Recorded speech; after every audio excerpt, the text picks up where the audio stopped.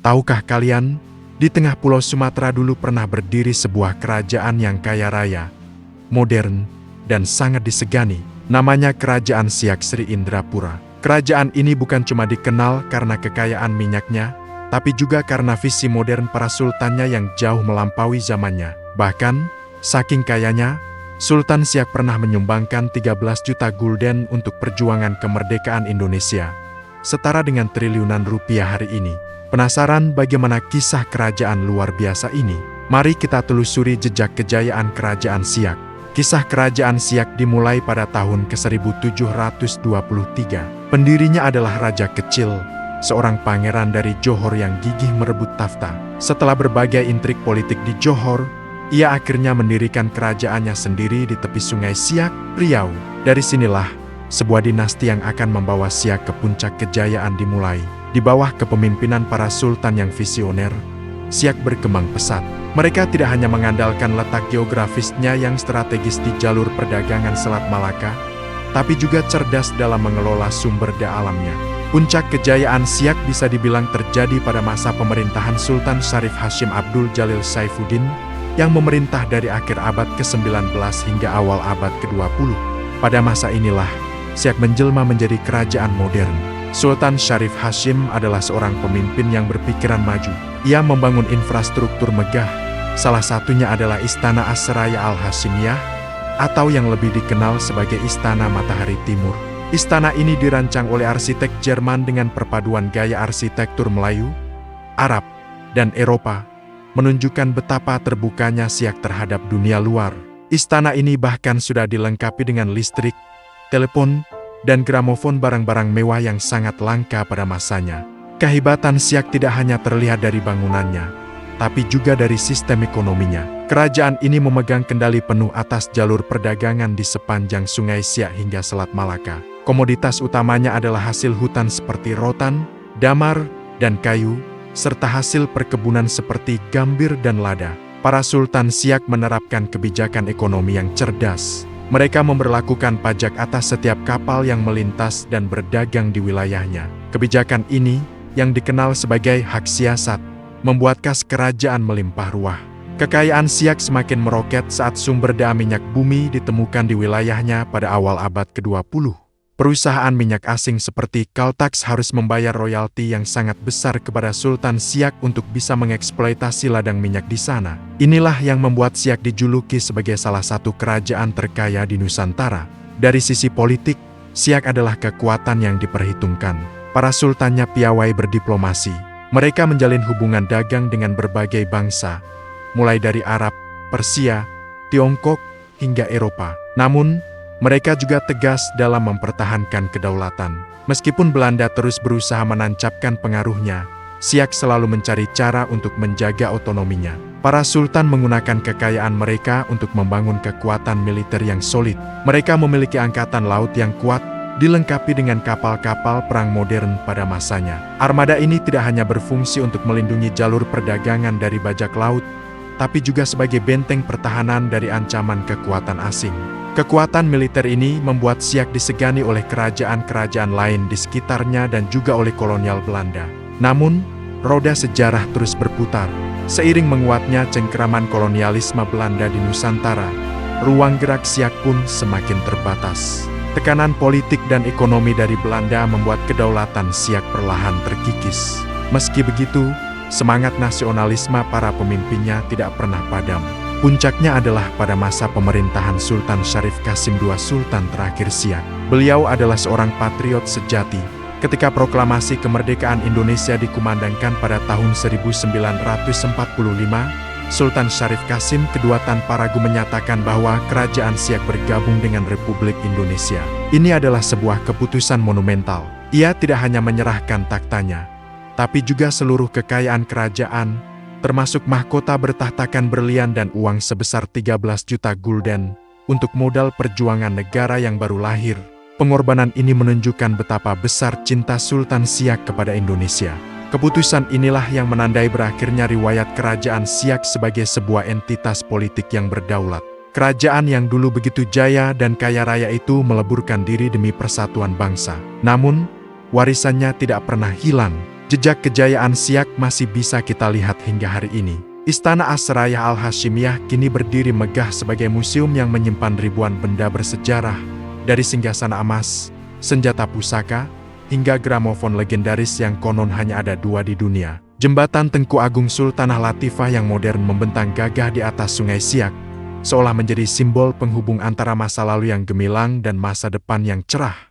Kisah kerajaan Siak mengajarkan kita banyak hal, tentang kepemimpinan yang visioner, tentang bagaimana mengelola kekayaan alam dengan bijaksana, dan yang terpenting, tentang pengorbanan tanpa pamrih demi kepentingan bangsa yang lebih besar. Siak mungkin tidak lagi berstatus sebagai kerajaan, tapi semangat, kemegahan, dan patriotismenya akan selalu hidup dalam catatan sejarah Indonesia. Inilah kisah tentang kerajaan Siak, kerajaan modern yang kaya raya dari tanah Sumatera, yang memilih melebur demi lahirnya sebuah negara bernama Indonesia. Tahukah kalian, di pesisir timur Sumatera pernah berdiri sebuah kerajaan Melayu Islam yang sangat kaya raya dan modern pada masanya. Ya, itulah kerajaan Siak Sri Indrapura, sebuah kekuatan maritim yang disegani, bahkan oleh bangsa Eropa sekalipun. Yuk, kita telusuri jejak kejayaan, keruntuhan, dan warisan luar biasa dari kerajaan yang didirikan oleh raja kecil dari Pagaruyung ini. Mari kita mulai dari awal berdirinya. Kerajaan Siak lahir dari pergolakan politik di Kerajaan Johor pada awal abad ke-18. Sultan Abdul Jalil Rahmat Shah, atau yang lebih dikenal sebagai Raja Kecil, mendirikan kerajaan ini pada tahun 1723 setelah gagal merebut takhta Johor. Ia memilih Buantan, sebuah daerah di hulu Sungai Siak, sebagai pusat pemerintahan pertamanya. Pemilihan lokasi ini sangat strategis. Sungai Siak adalah jalur perdagangan vital yang menghubungkan pedalaman Sumatera yang kaya akan hasil bumi dengan Selat Malaka yang menjadi urat nadi perdagangan dunia. Sejak awal, para Sultan Siak sudah menunjukkan visi ekonomi yang luar biasa. Mereka tidak hanya mengandalkan pajak dari perahu yang lalu lalang, tetapi juga aktif mengelola dan memonopoli komoditas-komoditas penting. Emas, gaharu, rotan, damar, dan yang paling utama, kapur berus serta hasil hutan lainnya menjadi sumber kekayaan utama kerajaan. Para sultan dengan cerdas menerapkan sistem kontrak dagang, baik dengan pedagang lokal maupun dengan kongsi dagang Eropa seperti VOC dari Belanda. Inilah yang membuat kas kerajaan selalu penuh dan menjadikan Siak sebagai salah satu kerajaan terkaya di Nusantara. Kekayaan ini tentu saja harus dilindungi. Siak membangun kekuatan militer yang tangguh, terutama di laut. Armada perangnya, yang terdiri dari kapal-kapal lancang dan penjajah, mampu menguasai pesisir timur Sumatera hingga ke Semenanjung Malaya. Keberanian mereka terbukti saat mereka berani menantang dominasi VOC. Perang antara Siak dan VOC beberapa kali pecah, menunjukkan bahwa Siak bukanlah kerajaan kecil yang mudah ditaklukkan. Mereka adalah penguasa lautan yang gigih mempertahankan kedaulatan dan jalur perdagangannya. Puncak kejayaan Siak bisa dibilang terjadi pada masa pemerintahan Sultan Syarif Hashim Abdul Jalil Saifuddin, yang memerintah dari tahun 1889 hingga ke 1908. Ia adalah seorang visioner sejati. Dengan kekayaan yang melimpah, beliau melakukan modernisasi besar-besaran.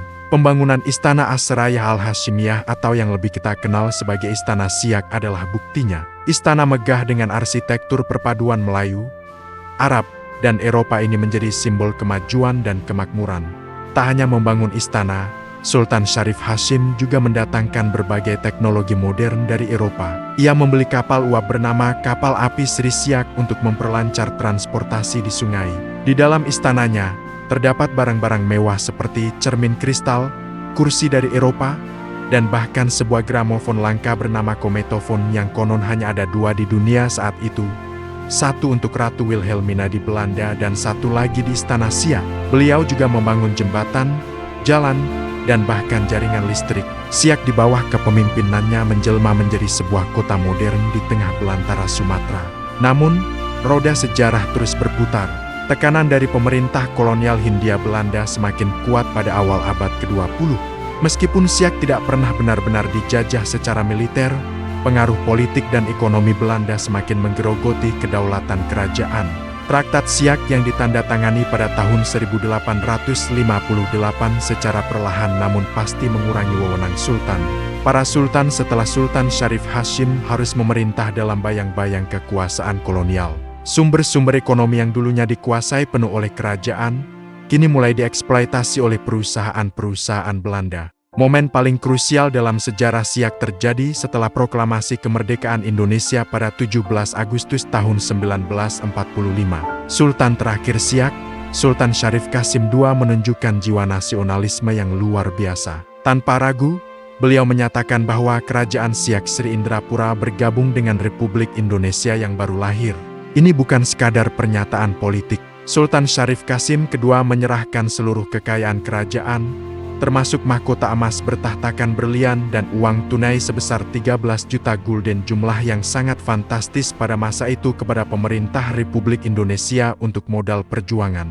Beliau bahkan ikut bergerilya melawan Belanda, sebuah pengorbanan tanpa pamrih demi sebuah negara kesatuan. Dengan bergabungnya Siak ke Republik Indonesia, maka berakhirlah riwayatnya sebagai sebuah kerajaan yang berdaulat. Namun, warisannya tetap hidup. Istana Siak yang megah kini berdiri sebagai museum, saksi bisu kejayaan masa lalu. Benda-benda peninggalan seperti kometofon, meriam kuno, dan berbagai artefak lainnya masih bisa kita saksikan. Semangat Sultan Syarif Qasim II yang rela berkorban demi bangsa juga menjadi teladan abadi tentang nasionalisme. Kisah kerajaan Siak mengajarkan kita banyak hal tentang bagaimana visi ekonomi dan penguasaan jalur perdagangan dapat membangun sebuah peradaban yang makmur, tentang pentingnya kekuatan militer untuk menjaga kedaulatan, dan yang terpenting, tentang kebesaran hati seorang pemimpin yang lebih mementingkan nasib bangsanya di atas takhta dan kekayaan pribadinya. Siak mungkin telah runtuh sebagai sebuah entitas politik, tetapi semangat dan warisannya akan terus menjadi bagian tak terpisahkan dari sejarah besar bangsa Indonesia. Pernahkah kalian mendengar tentang sebuah kerajaan di Sumatera yang begitu kaya raya hingga bisa menyumbangkan 13 juta gulden kepada Indonesia saat baru merdeka? Jumlah itu setara dengan triliunan rupiah hari ini. Loh, ini bukan cerita dongeng, melainkan kisah nyata dari Kesultanan Siak Sri Indrapura, salah satu kerajaan termakmur dan termodern dalam sejarah Nusantara. Pada abad ke-18, di tepi sungai Siak yang strategis, berdirilah sebuah kekuatan baru yang kelak akan mendominasi pesisir timur Sumatera. Didirikan oleh raja kecil dari Johor pada tahun 1723, Kesultanan Siak dengan cepat tumbuh menjadi pusat perdagangan yang tak tertandingi. Letaknya yang berada di jalur pelayaran Selat Malaka membuat Siak menjadi magnet bagi para pedagang dari seluruh dunia, mulai dari Arab, Persia, India, hingga Tiongkok dan Eropa. Kunci kekayaan Siak terletak pada kemampuannya menguasai komoditas berharga. Mereka adalah penguasa perdagangan emas, kayu, rotan, dan yang paling utama, hasil hutan seperti kapur berus dan getah perca. Komoditas ini sangat dicari di pasar internasional. Kejelian para sultan dalam melihat peluang ekonomi membuat pundi-pundi kerajaan terus terisi, menjadikan Siak sebagai salah satu kerajaan terkaya di masanya. Namun, kejayaan Siak bukan hanya soal harta. Para sultannya, terutama Sultan Syarif Hashim dan putranya, Sultan Syarif Qasim II memiliki visi yang jauh ke depan.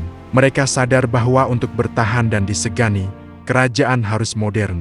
Maka, dimulailah era modernisasi besar-besaran di Siak. Listrik sudah menerangi istana dan kota Siak jauh sebelum banyak daerah lain di Hindia Belanda mengenalnya. Sistem pemerintahan dirombak menjadi lebih efisien dengan birokrasi modern. Bahkan, mereka membangun infrastruktur canggih seperti jalan, jembatan, dan sistem telekomunikasi telegraf. Pendidikan juga menjadi prioritas utama. Sultan mendirikan sekolah-sekolah modern yang tidak hanya mengajarkan ilmu agama, tetapi juga pengetahuan umum seperti bahasa Belanda, geografi, dan aritmetika. Tujuannya jelas, yaitu menciptakan generasi penerus yang cerdas dan mampu bersaing di panggung dunia. Istana Siak atau Istana Asraya Al-Hashimiyah yang megah itu sendiri adalah bukti nyata kemajuan mereka. Dibangun dengan arsitektur yang memadukan gaya Melayu, Arab, dan Eropa, istana ini dilengkapi dengan perabotan mewah yang didatangkan langsung dari Eropa. Di dalamnya bahkan ada komet, sebuah gramofon raksasa yang sangat langka dan menjadi simbol kemewahan dan status global Siak. Di bidang militer, Siak juga tidak bisa diremehkan. Meskipun tidak memiliki pasukan sebesar kerajaan-kerajaan darat di Jawa, angkatan laut mereka sangat disegani. Dengan armada kapal perang modern yang dilengkapi meriam, mereka berhasil menjaga kedaulatan wilayah perairan mereka yang luas dari gangguan perompak dan kekuatan asing. Kekuatan maritim ini memastikan jalur perdagangan tetap aman dan keuntungan terus mengalir ke kas kerajaan. Politik luar negeri Siak pun sangat cerdas. Para sultan piawai dalam berdiplomasi. Mereka menjalin hubungan baik dengan banyak negara, namun tetap waspada dan tegas terhadap campur tangan kolonial, terutama dari Belanda. Meskipun harus menandatangani perjanjian dengan Belanda pada tahun 1858 yang sedikit membatasi kedaulatan mereka, Siak tidak pernah benar-benar takluk. Mereka menggunakan diplomasi untuk mempertahankan otonomi dan terus menjalankan roda pemerintahan serta ekonominya secara mandiri. Para sultan Siak dikenal sebagai pemimpin yang taat beragama, berwawasan luas, dan sangat mencintai rakyatnya. Kesejahteraan rakyat menjadi fokus utama, membuat Siak menjadi negeri yang makmur dan damai. Lalu, bagaimana kerajaan yang begitu megah ini berakhir? Disinilah letak kebesaran jiwa pemimpinnya. Ketika proklamasi kemerdekaan Indonesia dikumandangkan pada tahun 1945, Sultan Syarif Qasim II dihadapkan pada pilihan sulit, mempertahankan kerajaannya yang makmur atau bergabung dengan negara baru yang masih rapuh. Tanpa ragu sedikit pun, Sultan Syarif Qasim II memilih pilihan kedua. Beliau terbang ke Jawa untuk bertemu langsung dengan Soekarno dan Hatta, menyatakan bahwa Kesultanan Siak Sri Indrapura meleburkan diri ke dalam Republik Indonesia. Ini bukan keputusan kecil. Sultan tidak hanya menyerahkan taktanya, tetapi juga menyumbangkan seluruh kekayaan kerajaan untuk perjuangan kemerdekaan. Harta senilai 13 juta gulden, mahkota kerajaan berlapis emas dan berlian, serta aset-aset lainnya diserahkan sepenuhnya kepada Republik yang baru lahir.